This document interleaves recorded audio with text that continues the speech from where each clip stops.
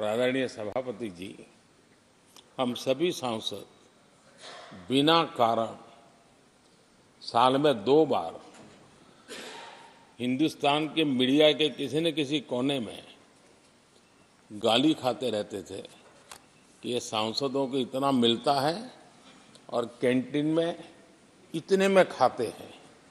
बाहर इतने में मिलता है, कैंटीन में इतने में मिलता है, बाहर यानी पता नहीं बाहर लोग लिए जाते थे। आपने निर्णय किया सबके लिए समान रेट होंगे कैंटीन में,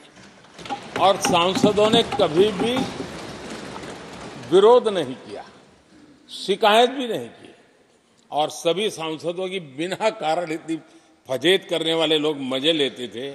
उससे हम सबको आपने बचा लिया। इसके लिए भी मैं आपका आभार व्यक्त करता हूं। आदरणीय सभापति जी, ये बात सही है कि हमारे कई लोकसभा के चाहे 17 भी हो, 16 भी हो, 15 भी हो, संसद का नया भवन होना चाहिए, इसकी चर्चा सबने की, सामूहिक रूप से की, एक स्वर से की, लेकिन निर्णय नहीं होता था। ये आपका नेतृत्व है जिसने निर्णय किया, चीजों को आगे बढ़ाया, सरकार के साथ अनेक मीटिंगें की, और उसी का परिणाम है कि आज देश को ये नया संसद भवन प्राप्त हुआ है।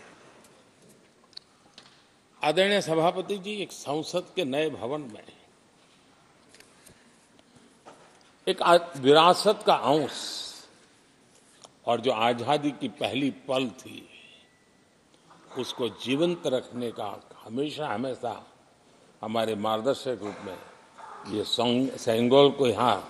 स्थापित करने का काम, और अब प्रतिवर्ष उसको सेरेमोनियल इवेंट के रूप में उसको हिस्सा बनाने का एक बहुत बड़ा काम आपके नेतृत्व में हुआ है, जो भारत की आने वाली पीढ़ियों को हमेशा हमेशा हमें आज़ादी के उस प्रथम पल के साथ जोड़ के रखेगा, और आज़ादी की वो पल क्यों थी हमें वो याद रहेगा, तो देश को आगे ले जाने की वो प्रेरणा भी बनी रहेगी। उस पवित्र काम को आपने किया है। आदरणीय सभापति जी, ये भी सही है कि इस